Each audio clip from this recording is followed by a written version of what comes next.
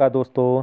आज हम भारतीय संविधान के 50 अति महत्वपूर्ण प्रश्नों का अध्ययन करने वाले हैं जो संविधान पर पूछे जाने वाले किसी भी स्तर की परीक्षाओं में अक्सर यह प्रश्न देखने को मिलते हैं। क्वेश्चन नंबर फर्स्ट है इसमें, किसी लोकसभा के चुनाव में सर्वप्रथम सभी चुनाव क्षेत्रों में इलेक्ट्रॉनिक वोटिंग मशीन के द्वारा मतदान कराया गया था।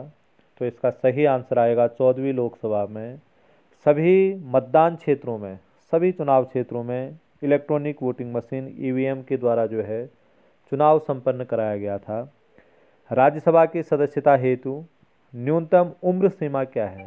राज्यसभा का सदस्य बनने के लिए न्यूनतम उम्र सीमा 30 वर्ष है, आपको ध्यान रखना है। यदि कोई व्यक्ति लोकसभा का सदस्य बनता है तो उसके लिए आयु सीमा 25 वर्ष है, लेकिन राज्यसभा हेतु यह आयु 30 वर्ष है। भारतीय संविधान में नीति निर्देशक तत्व किस देश के संविधान से लिए गए हैं? तो यह भारतीय संविधान में आयरलैंड के संविधान से लिए गए हैं। भारतीय संविधान में संसदीय व्यवस्था को किस देश के संविधान के समान रखा गया है? भारत में संसदीय शासन प्रणाली ब्रिटेन से ली गई है, लेकिन कई बार संघात्मक शासन प्रणाली आता है तो ध्यान रखना संघात्मक शासन प्रणाली कनाडा से ली गई है, लेकिन संसदीय शासन प्रणाली ब्रिटेन से ली गई है। शिक्षा पहले राज्य सूची के अंतर्गत आता था, इसको किस संशोधन के माध्यम से समवर्ती सूची में लाया गया?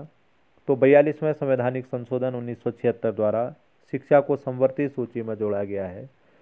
संसद को मौलिक अधिकारों में संशोधन करने का अधिकार भारतीय संविधान के किस अनुच्छेद द्वारा दिया गया है? अगर संसद को मौलिक अधिकारों में कोई संशोधन करना होता है तो इसका उल्लेख 24वें संवैधानिक संशोधन द्वारा यह व्यवस्था की गई है। भारतीय संविधान में देशी रियासतों के लिए कुल कितने स्थान आरक्षित थे? तो जो देशी रियासतें थी उनके लिए 93 स्थानों के आरक्षण की व्यवस्था की गई थी। अगला प्रश्न आता है, राष्ट्रपति के त्यागपत्र की सूचना उपराष्ट्रपति किसको देता है? प्रश्न है, राष्ट्रपति अपना त्यागपत्र उपराष्ट्रपति को देते हैं, लेकिन उपराष्ट्रपति इसकी सूचना किसको देता है? तो इसकी सूचना उपराष्ट्रपति लोकसभा के अध्यक्ष को देते हैं। भारतीय संविधान का पहला संशोधन किस वर्ष हुआ था? भारतीय संविधान में पहला संशोधन वर्ष 1951 में हुआ था। भारत का महान्यायवादी कब तक पद धारण करता है? भारत का जो महान्यायवादी है वो राष्ट्रपति के प्रसाद प्रयत्न, जब तक राष्ट्रपति चाहते हैं तब तक वह अपने पद पर बना रह सकता है। लोक लेखा समिति किस सदन की है? लोक लेखा समिति संसद के दोनों सदनों की है। आपको ध्यान रखना, संसद के दोनों सदनों की, अर्थात लोकसभा और राज्यसभा दोनों सदनों की है। इसमें कुल 22 सदस्य होते हैं, जिसमें से 15 सदस्य लोकसभा के और 7 सदस्य राज्यसभा के होते हैं, ध्यान रखना आपको। किस संसदीय समिति को प्राक्कलन समिति की जुड़वा बहन कहा जाता है? तो इसका सही आंसर है, लोक लेखा समिति को प्राक्कलन समिति की जुड़वा बहन के नाम से जाना जाता है। अगला प्रश्न आता है, सर्वोच्च न्यायालय के मुख्य न्यायाधीश सहित न्यायाधीशों की कुल संख्या कितनी होती है? सर्वोच्च न्यायालय के जो मुख्य न्यायाधीश हैं यदि उनको लगा लेते हैं तो कुल न्यायाधीशों की संख्या 31 हो जाती है। राष्ट्रपति के विरुद्ध महाभियोग का प्रस्ताव कौन ला सकता है? राष्ट्रपति के विरुद्ध महाभियोग का प्रस्ताव संसद का कोई भी सदन ला सकता है। संविधान के किस अनुच्छेद द्वारा राष्ट्रपति सर्वोच्च न्यायालय से परामर्श ले सकता है? अगर विधि संबंधित, कानून संबंधी कोई परामर्श लेना होता है तो सर्वोच्च न्यायालय से राष्ट्रपति अनुच्छेद 143 के अंतर्गत परामर्श ले सकते हैं। वित्त आयोग के गठन का प्रावधान किस अनुच्छेद में है? बहुत वेरी इंपॉर्टेंट प्रश्न है। अनुच्छेद 280 में इसका उल्लेख किया गया है। भारतीय संविधान में राष्ट्रपति के चुनाव की प्रणाली किस देश से ली गई है?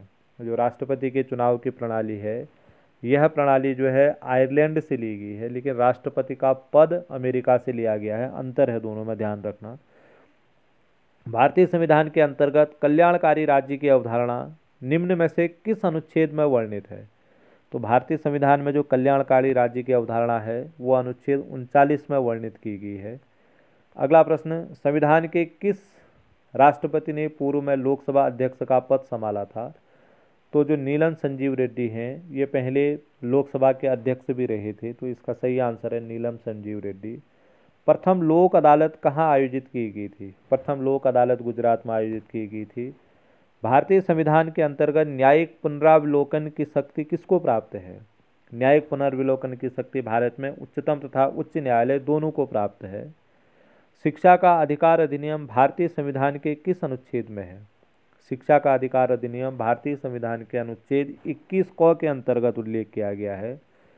सभी भारतीयों के लिए समान सिविल संहिता का उल्लेख भारतीय संविधान के किस अनुच्छेद में है?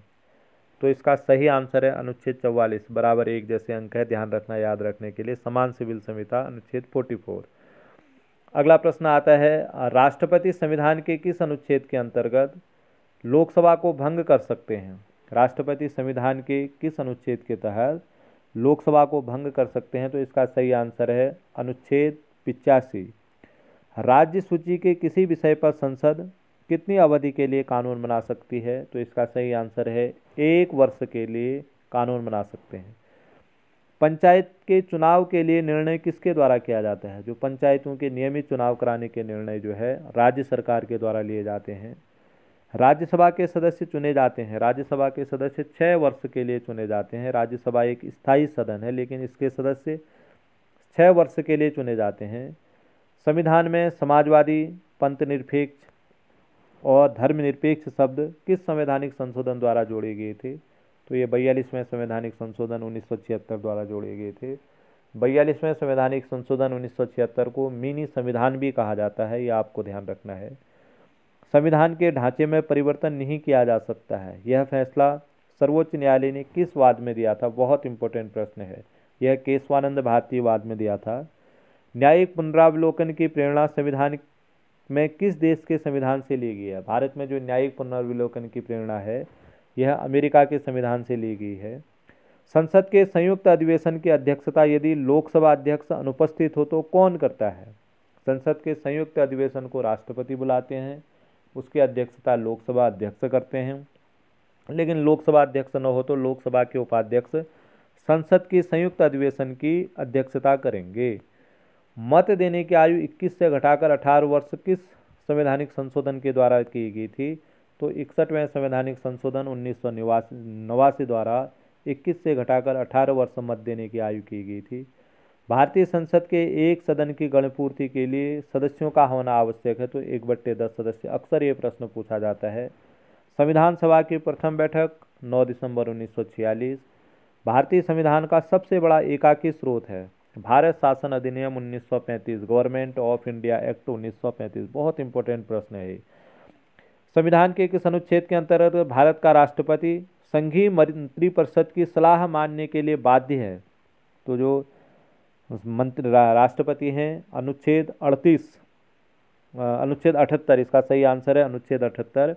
अनुच्छेद 78 के द्वारा भारत के राष्ट्रपति संघीय मंत्रिपरिषद की बात मानने के लिए बाध्य हैं, ऐसी व्यवस्था अनुच्छेद 78 में है। कोई विधेयक धन विधेयक है या नहीं, इसका निर्णय कौन करता है? तो इसका निर्णय लोकसभा के अध्यक्ष करते हैं। राज्यसभा में सर्वाधिक प्रतिनिधित्व करने वाले राज्य कौन कौन से हैं? जो राज्यसभा में सर्वाधिक प्रतिनिधित्व करने वाले राज्य हैं उत्तर प्रदेश, महाराष्ट्र और बिहार हैं। मौलिक अधिकार संविधान के किस भाग में वर्णित है? मौलिक अधिकार भारतीय संविधान के भाग 3 में अनुच्छेद 12 से 35 तक इनका उल्लेख किया गया है। अशोक मेहता समिति निम्नलिखित में से किससे संबंधित है? वेरी वेरी इंपॉर्टेंट प्रश्न है। पंचायती राज व्यवस्था से संबंधित है। बंगाल विभाजन कब किया गया था? बंगाल विभाजन कब रद्द किया गया था? बंगाल का विभाजन वर्ष 5 में हुआ था, लेकिन दिसंबर 1911 में ब्रिटिश सम्राट जॉर्ज पंचम और महारानी मेरी के भारत आगमन पर दिल्ली में एक दरबार का आयोजन किया गया था, जिसमें 12 दिसंबर 1911 को सम्राट ने बंगाल विभाजन रद्द किया था। ध्यान रखना है, 12 दिसंबर 1911 को सम्राट ने बंगाल विभाजन रद्द किया था और दिल्ली को राजधानी कलकत्ता से दिल्ली बनाने की अनुमति प्रदान की गई थी। 2-3 प्रश्न है। बंगाल विभाजन 1905 में हुआ था, 1911 में इसे रद्द किया गया था और दिल्ली को अनुमति दी गई थी कोलकाता से दिल्ली राजधानी बनाने की 1911 में। इसको आपको ध्यान में रखना है। अगला प्रश्न आता है, 1940 में गांधी जी द्वारा शुरू किए गए व्यक्तिगत सविनय अवज्ञा आंदोलन का प्रथम सत्याग्रही कौन था? तो इसका सही आंसर है विनोबा भावे। विनोबा भावे ने 17 अक्टूबर 1940 को पहले सत्याग्रही के रूप में उन्होंने काम किया। क्रिप्स मिशन को किसने पोस्टेड चेक कहा? तो सही आंसर है महात्मा गांधी। भारतीय संविधान के अनुच्छेद 32 में कितने प्रकार की रिटें हैं? इसके अंतर्गत 5 प्रकार की रिटें हैं। भारतीय संविधान के अनुच्छेद 32 जो संवैधानिक उपचारों के अधिकार से संबंधित है, इसको डॉक्टर भीमराव अंबेडकर ने संविधान की आत्मा कहा था। इसके अंतर्गत बंदी प्रत्यक्षीकरण, परमादेश, उत्प्रेक्षण, प्रतिषेध और अधिकार परीक्षा, ऐसे 5 प्रकार की रिटें न्यायालय द्वारा जारी की जाती हैं। भारतीय संविधान का कौन सा अनुच्छेद अल्पसंख्यक वर्ग के हितों से संबंधित है? तो अनुच्छेद 30 अल्पसंख्यक वर्गों के हितों से संबंधित है। विधान परिषद के कितने सदस्य राज्यपाल द्वारा मनोनीत किए जाते हैं? विधान परिषद के 1/6 सदस्य राज्यपाल द्वारा मनोनीत किए जाते हैं। भारतीय संविधान में समानता का अधिकार किन अनुच्छेदों में वर्णित है? तो अनुच्छेद 14 से 18 तक समानता के अधिकारों का उल्लेख किया गया है। कौन सा अनुच्छेद भारतीय विदेश नीति से संबंधित है? भारत की विदेश नीति से संबंधित अनुच्छेद जो है इसके अंतर्गत आ जाएगा अनुच्छेद 51, यह भारत की विदेश नीति से संबंधित है। कौन सा अनुच्छेद मौलिक कर्तव्यों से संबंधित है? अनुच्छेद 51A मौलिक कर्तव्यों से संबंधित है। मौलिक कर्तव्य भारत के संविधान में रूस के संविधान से लिए गए हैं और सरदार स्वर्ण सिंह समिति की अनुशंसा पर इन्हें भारतीय संविधान में सम्मिलित किया गया है, यह आपको ध्यान में रखना है। और अंतिम प्रश्न है, बहुत महत्वपूर्ण प्रश्न है, बार बार पूछा भी जाता है। राज्यसभा के सभापति कौन होते हैं? भारत के जो उपराष्ट्रपति होते हैं वो राज्यसभा के सभापति होते हैं। ये भारतीय संविधान पर आधारित नए प्रकार के 50 प्रश्न थे, इनका आप अच्छी तरीके से अध्ययन कर लीजिए। यदि आपको ये अच्छे लगें तो कृपया अपने दोस्तों को शेयर करना न भूलें। बहुत बहुत धन्यवाद।